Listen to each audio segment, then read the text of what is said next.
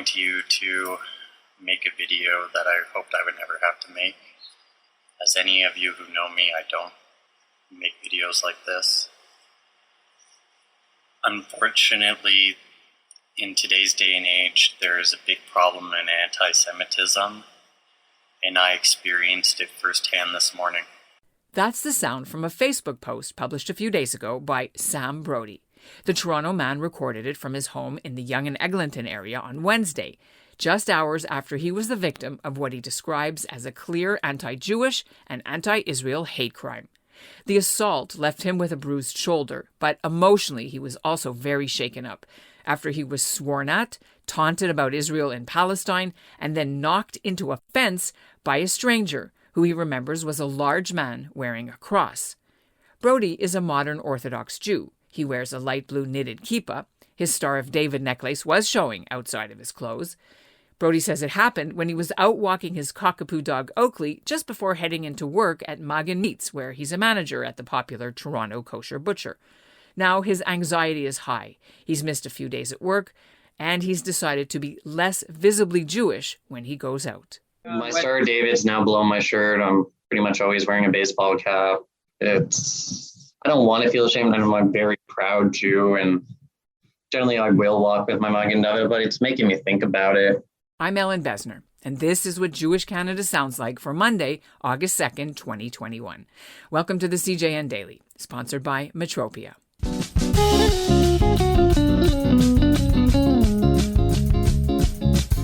Sam Brody's great-uncle was a decorated war hero from New Brunswick who fought for Canada in the Second World War, was wounded in Holland, and went back into action after he recovered and helped liberate Europe. His name was Samuel R. Brody, and his great-nephew is proud to bear his name. The 29-year-old manager at Magen Meats in Toronto never expected he would be on the front lines of this new battle against anti-Semitism, but he says he's ready to represent Jewish people by speaking out about what happened to him. Coming up, you'll hear directly from Sam Brody himself and why the normally shy man went public. But first, here's what's making news elsewhere in Canada. Nova Scotia is going to have a provincial election on August 17th. And the Atlantic Jewish Council has been meeting with the leaders of the three parties to put Jewish issues on their radar. The main asks are a commitment for Nova Scotia to adopt the IRA definition of anti-Semitism, the way Canada and several other provinces have already done. And they want them to add Holocaust education and anti-racism training to the provincial curriculum. They also want them to strengthen economic ties with Israel, including by going on a trade mission. If you were watching the Toronto Blue Jays baseball game on Friday, July 30th, you might have seen a Jewish man invited to throw out the first pitch. The team honored Jeffrey Friedman at their home opener ceremony, which marked the team's first game back in Canada in Toronto after COVID kept the team playing in the United States for 670 days. Jeffrey Friedman caught COVID in April of 2020. He had worked at a tile company in Toronto and was on a ventilator in the hospital's intensive care unit for 44 days. He remains afflicted by debilitating long-hauler COVID symptoms. While he was in a medically induced coma, doctors played the Blue Jays games in the background. Friedman is now on workers' compensation since he can't work. His wife's business is also shut down. But he recently won a big jackpot from the Jays Foundation worth over $600,000. That'll help pay for his medical needs. Toronto police have received Sam Brody's statement about the attack, and the case is active and being investigated. Sam Brody joins me now from his office. So Sam, you've had a few days to process your experience. How are you feeling? I'm still shook up from what happened. Physically, I'm doing okay, but mentally, it's been a struggle. The idea of having to look over my shoulder now when I go out of my house is not a good thing or fun for anyone. So it's been a struggle since then, but the support from the community has been fantastic. So it's great in that regard. Let's talk a bit about what have people been saying, the reaction to your video.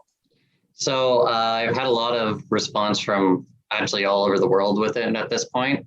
I've had people reach from Israel, from India, from England, the US reach out to me like, hey, thanking me for taking my time to talk about this subject and share my experience, because there are a lot of people out there who don't necessarily want to. But I felt it was important to get my story across. Thank God I haven't experienced any negative from this at all. Nobody's come out and said anything negative or whatever, or, So I can only say good things from the support I've gotten from people around the world. It's beautiful to see how our community comes together, and people from different walks of life who have also reached out to me talking about how this is horrible what I've experienced, and that nobody should have to live looking over their shoulder in fear just because of who they are. Jamie Gutfriend from CP24 said, "We are all Sam Brody." He's a Jewish television personality in Toronto, in case our listeners don't know. How did that make you feel when you saw that?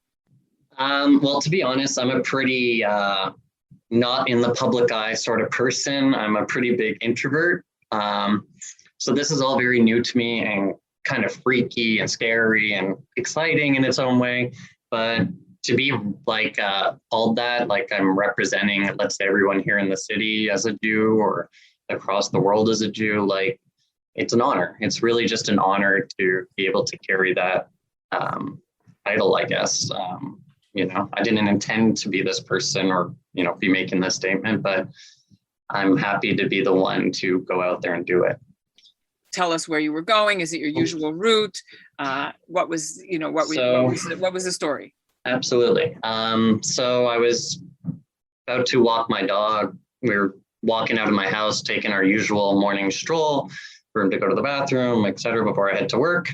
And as I'm walking down my block where I live, towards the end of the street, I was looking down, seeing what he was doing. And then I start walking. I see a gentleman coming towards me from the end of the street. A large gentleman, 6 foot, 200 pounds, like a big guy, big solid guy. And we're as I'm walking towards him and he's walking towards me, just as he passes me, he body checks me into the wooden fence that my dog and I are walking past. And I get knocked to the ground, and he yells like at me, "F you, you Jew, you will never take Israel, free Palestine." At which point I'm on the ground. I'm not going to say anything or whatever, because I don't know if he's carrying something else, or since I'm already on the ground, he could kick me or something like that. So I kind of just hold my dog and kind of crouch to the side, and he kind of jogs off the middle of the street, and I kind of race around the corner away from him. And that was kind of the end of the interaction. And then I kind of took it really slow going home because I didn't want to run into him around the other side of the block or whatever. So, and then I called the police about a half hour later, their non-emergency line, to report what happened. But it was just so out of the blue, and to for someone just to assault someone. I've had people throw verbal hate at me before, plenty of times in the city. Unfortunately, I've probably had close to 20 incidents of anti-Semitic verbal attacks in my lifetime. But this is the first true physical assault I've ever had. It shakes your idea of what it means to live in this city.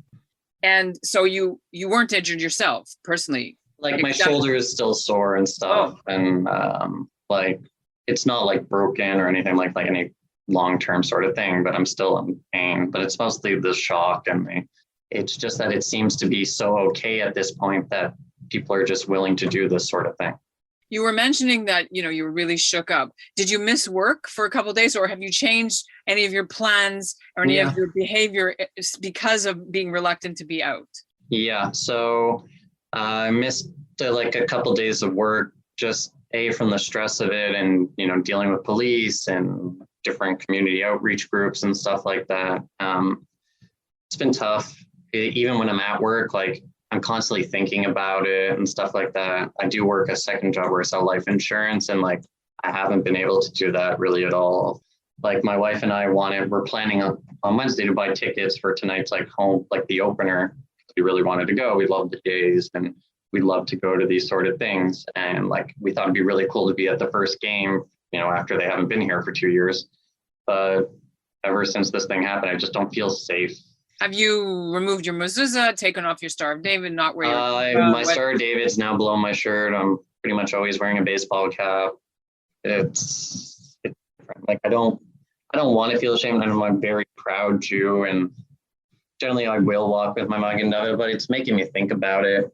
I know of plenty of people who tell their kids not to wear their like camp shirts on the bus and wear kippot and necklaces and stuff like that. Like I know people said like telling people not to wear the UJ Walk for Israel shirts and stuff like that. It's scary. It's sad. Like we're telling our children not to dress Jewish.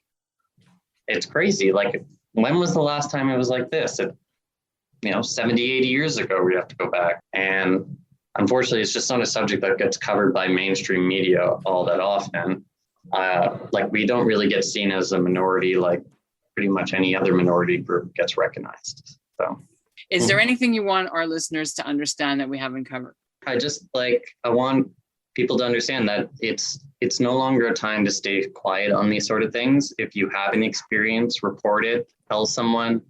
If we keep not reporting these things or not making as big a deal as we should, as let's say other groups do out of when they're attacked, then why should other people stop to listen to us or take the time to notice? If we're not telling our story, nobody's there to listen.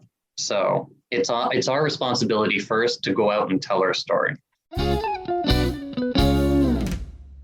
The owner of Magen Meats told me they've already got cameras and 24-hour security in place at the company's retail store and at their factory, but coincidentally on the weekend they decided to upgrade their security systems because it's better to be safe. B'nai B'rith is calling Brody's case another example of Jew hatred that's now being disguised as hatred of Israel, and they're urging anyone who witnesses anti-Semitic violence, vandalism, or harassment to send pictures, videos, and other information to report an incident at bnaibrith.ca.